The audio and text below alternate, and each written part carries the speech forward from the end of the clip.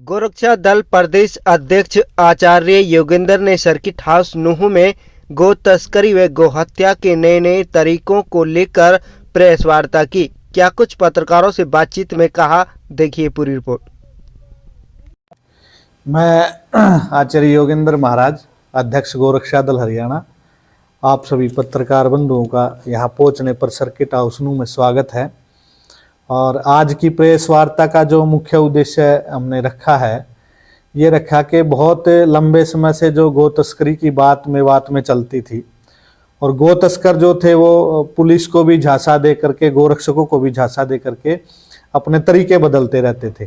तो अब जो सोशल मीडिया का ज़माना है तो बहुत से तस्करों ने अपने तरीके बदल दिए हैं और उस तरीके में जो आज आपके बीच में उस तरीके का मैं जो खुलासा करना चाहता हूँ और मीडिया के माध्यम से हम ये बताना चाहते हैं समाज को भी और लोगों को कि आप सचेत हुए और इस गो हत्या के कलंक को यहाँ से मेवात से हम जड़ से उखाड़ेंगे और बिल्कुल नहीं होने देंगे।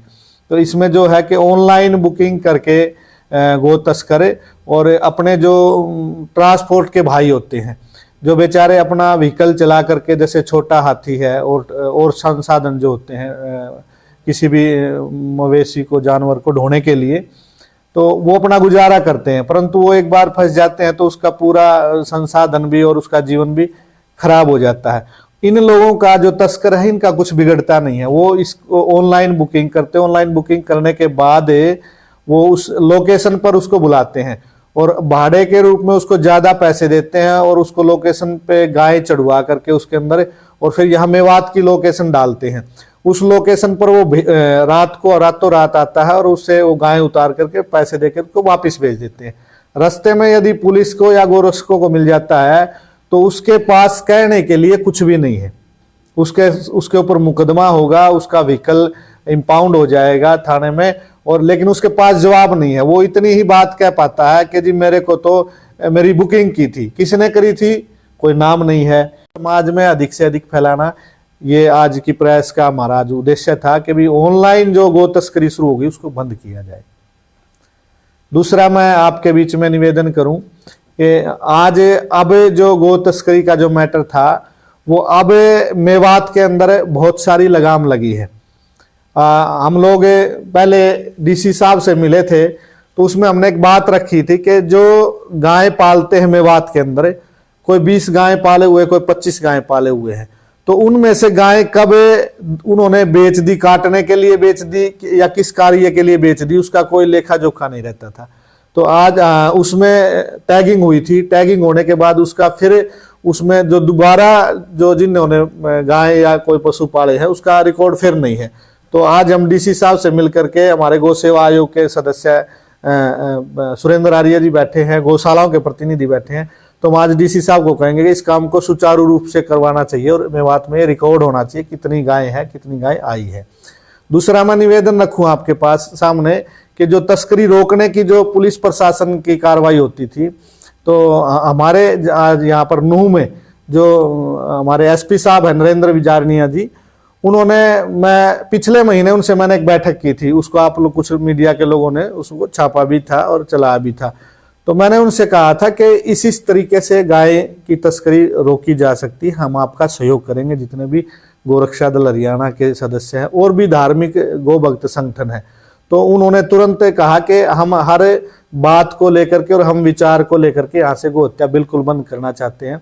तो उन्होंने काउ टास्क फोर्स का निर्माण किया, 2-3 गाड़ियां हमारे को दी और जब भी जिस भी थाने की आवश्यकता पड़ती है तो वो उसको टैकल करते हैं, तुरंत कार्रवाई होती है। आज भी मैं एसपी साहब से मिलूंगा, हम आज इस बात को रखेंगे कि जो ऑनलाइन कार्य हो गया है, तो ऑनलाइन एक आदेश आज एसपी साहब से हम जारी करवाएंगे कि ट्रांसपोर्ट को एक आदेश किया जाए एसपी और डीसी के द्वारा कि जो जिम्मेदार व्हीकल वाला व्यक्ति होगा, यदि ऑनलाइन वो गाय लेकर के मेवात में आता है तो इस बात को लेकर के प्रेस वार्ता हमने रखी है। नहीं, देखिए, नासिर और जुनैद के मामले में जो कानूनी कार्रवाई है वो कानूनी कार्रवाई के तहत कानून अपना काम करेगा। जिसकी भी जो गलती है उस गलती को जज है, कोर्ट है, वो डिसाइड करेंगे।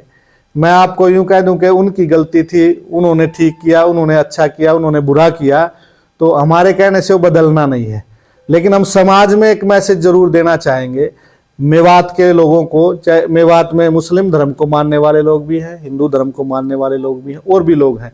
हम उनको एक मैं बात जरूर निवेदन और कहना चाहूंगा कि यहाँ पर गो हत्या लीगल रूप से गैर कानूनी है। यहाँ मेवात में, हरियाणा में गो हत्या बंद है।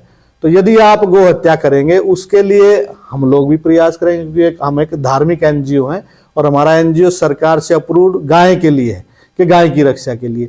उसके तहत ही हम लीगल तरीके से काम करते हैं। तो और सरकार भी, पुलिस प्रशासन भी इस बात को करता है, तो वो कार्य चलेगा। देखिए, मैं यूं नहीं कहूँगा कि भाई पुलिस और बिजारनिया साहब की हम तारीफ भी नहीं कर रहे, एक जो हकीकत है वो हम बता रहे हैं। जैसे कई बार फोन किया और फोन करते थे तो क्या होता था कि तब तक गाड़ी भी निकल गई और आदमी भी निकल गए, तो फिर पुलिस आती है। या कई बार ऐसा भी वाकया होता था कि किसी गांव में गए तो तब तक गांव वालों ने हमारे ऊपर ही पत्थरबाजी कर दी, तब पुलिस पहुंची तो बीच बचा हुआ।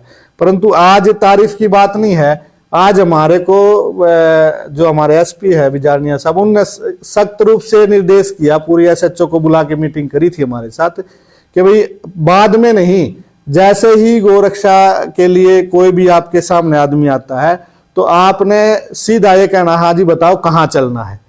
और उन्होंने कहा कि कानून आपने अपने हाथ में लेने की आवश्यकता ही नहीं पड़ेगी, कोई नासिर जुनैद का मामला ही नहीं होगा, आप हमारे को साथ में लेके चलो और आप बताओ, देखो जी ये काम हो रहा है, तुरंत कार्रवाई हो जाएगी।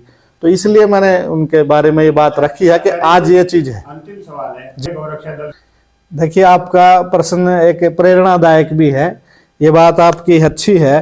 पहले गोरक्षा दल के लोग, हमारा तो नियम यही था भाई किसी के साथ मारपीट नहीं करनी, कानून हाथ में नहीं लेने। लेकिन जो, क्योंकि ये तो गो भक्त देश है, जो नए नए लड़के जुड़ते थे तो कोई ना कोई लड़का भीड़ तो भीड़ ही हो जाती है, तो मारपीट कर देता था, तो उसको हमने कभी स्वीकार नहीं किया और आज भी स्वीकार नहीं करते हैं, क्योंकि हम कानून हाथ में नहीं लेते। तो उसके चलते हाँ, हमने जरूर प्रयास भी और निर्देश, सख्त निर्देश किए हैं कि भाई हम कानून हाथ में बिल्कुल नहीं लेंगे, किसी के साथ गैर कानूनी तरीके से कोई मारपीट नहीं करेंगे, ये हमने किया है। जी देखिए, हमारा नियम जो प्रारंभिक नियम है, और हमारा नियम क्या है, सरकार से अप्रूव्ड हमारा एनजीओ है, उन नियमों के तहत हम गोरक्षा दल के सदस्य और कार्ड बनाते हैं।